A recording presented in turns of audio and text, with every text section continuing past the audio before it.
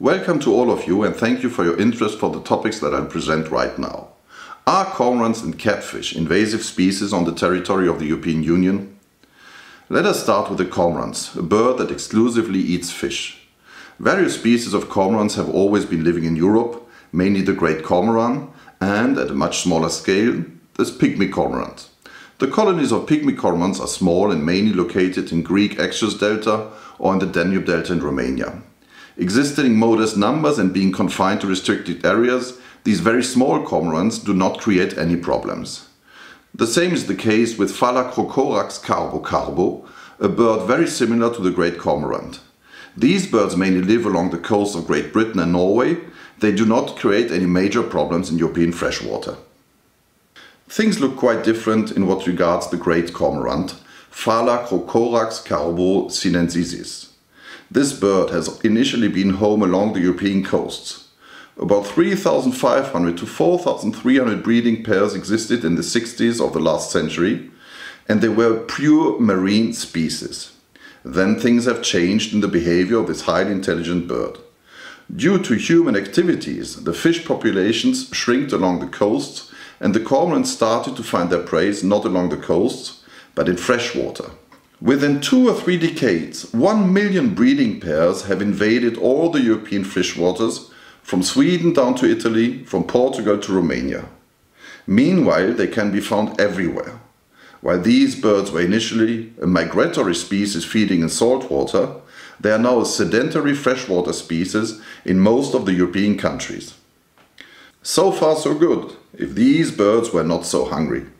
An adult cormorant needs about 500 grams of fish every day. If it is cold, even more. In addition, they wound a lot of fish while hunting fish that later die.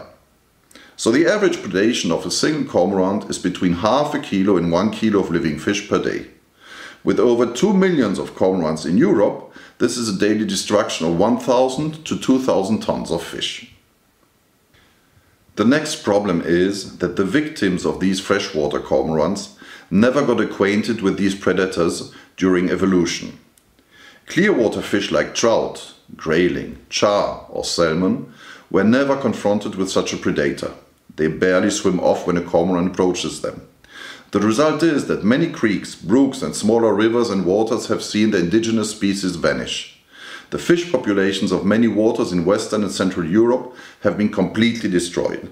This destruction goes so far that many of the endemic fish species, genetically perfectly adapted to their habitat throughout millions of years, are being completely destroyed and definitely lost for the future. Stocking fish of the same species, but with different origins, is not a solution, as the genetic strain of the fish initially or still present is being polluted. There is no way to repair the damage cormorants have already created in European freshwater. The only thing we can hope for is to slow this destruction as soon as possible. The damage and loss created by the great cormorant is not only harming the future of angling, but is a harm for the biodiversity of Europe. The great cormorant has initially been a bird feeding in saltwater. It now became a freshwater species, severely harming the freshwater fish stocks of European freshwater. It has no place in inland waters. The great cormorant has become an invasive species. We from the EFTA and EEA secured the European Parliament's support 10 years ago for a pan-European cormorant management plan. However, a number of EU member states still block such a plan being put in place. We continue to push that issue. Anyway, our cormorant lobbying efforts over many years have increased the awareness and understanding of the scale of the problem. We now see positive cormorant measures in place or to be put in place by some EU member states. That would not have happened without our continued efforts.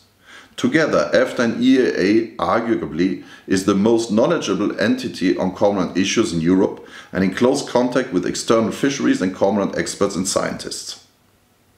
Now let us talk about another species that many regard as invasive and/or as a nuisance, the European catfish Silurus glanis. The origin of this species lies in the Danube basin in the heart of Europe.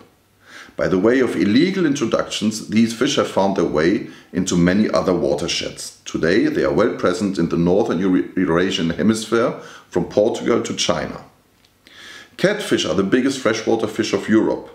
Some sturgeon can grow bigger, but sturgeon are anadromous fish that spawn in freshwater and thrive in saltwater. Catfish remain in freshwater during all their life cycle, growing up to probably 200 kg of weight, reaching 2.5 to 3 meters in length. During the past 30 years, I've intensely followed the development of catfish populations from Western Europe to Mongolia. Our neighbors from Eastern Europe know these fish very well. In Bulgaria, Romania and Hungary, it is one of the most sought after fish species and one of the main income sources of the local commercial fishermen. The same is the case in the Ukraine, in Russia and in Kazakhstan. The opposite is happening in Italy, France or Spain. Catfish are a new species there. Growing big, being slimy and having a huge mouth, these fish became very quickly the ideal scapegoat for any type of problems in and around the waters. They are being made responsible for every type of nuisance. But there's no reason to blame them that way. While cormorants threaten species that they have never been confronted with during evolution, the opposite is happening with catfish. Whether they live in Italy, France or Spain, catfish are confronted with the same prey as in Central or Eastern Europe, fish species, crayfish and freshwater mussels that evolution has always confronted with catfish. Fossils confirm that over 150 million years ago, catfish were already well present not only in Central or Eastern Europe, but also in the western part of Europe. All potential prey in European freshwater already had the necessary time to learn how to live with such a predator, the opposite of what is happening with the cormorant. If catfish would be the destructors, as many claim them to be, evolution would already have exterminated them. An animal killing every life form around itself is quickly extinguished itself. This is how nature works. In fact, more and more empiric observations and scientific studies show that catfish are of great benefit to the waters they inhabit. The healthier a catfish population is, the bigger is the biodiversity of species in the same habitat. 76 species of freshwater fish live in the delta of the Danube, where catfish have been present for millions of years. On the opposite, the Spanish Peninsula, where catfish have been absent before 1974, does not even host 15 indigenous freshwater species. The explanation for this phenomenon is quite simple. Catfish always concentrate on the most available prey. This is, for example, the invasive carp in Spain, bream in France and crucian carp in Italy. These fish species occupied almost half of the available habitats in the cited countries before the arrival of the catfish. Being too big an average even for pike, they had no predators and could develop on the detriment of other species by occupying their ecological niches. Catfish have ended that. The result is not only a broader variety of fish species, but also a bigger average size. There is also no competition between catfish and other predator fish. In Spain, the zander populations have literally exploded long time after the arrival of the catfish. Spain became one of the very best destinations worldwide for zander fishing. The same happened with zander and asp on the Po in Italy. Despite the competition with the catfish, these predators have meanwhile colonized the north of Italy, well after the arrival of catfish. Many commercial fishermen in European freshwaters do complain about catfish. They make them responsible for bad catches. In Italy, the former commercial fishermen of the Po that were living from eel will tell you that catfish have destroyed the eel populations of the Po. This is completely wrong. Eel vanished from all European waters, also from all the waters where catfish never existed. The commercial overfishing of the eel stocks in the 60s, 70s and 80s of the past century and the many hydroelectric dams are responsible for the massive destruction of the European eel populations, not the catfish.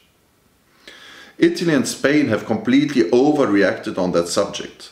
In both countries, poaching with illegal fishing means by fishermen from Hungary, Romania and Bulgaria became very common. These people are killing huge amounts of big catfish in order to sell them in their home countries. The authorities are aware of that, but tolerate these activities. To them, it is good that some people are interested in these non-indigenous fish they want to get rid of. They know that it's illegal for non-commercial fishermen to sell their catch, but they welcome the fact that this kills a lot of catfish. What they are not aware about is the fact that catfish are excellent spawning fish with just 3 kilos of weight. So they can tolerate these poachers as long as they want. They will never ever get rid of the catfish again. It is impossible to exterminate the present catfish populations.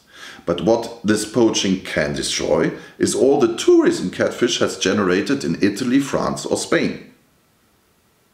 Year by year, thousands of anglers are coming from abroad to visit France, Italy or Spain in quest of big catfish. Dozens of fishing camps along the Po and Ebro offer their services, but also generate employments and taxes.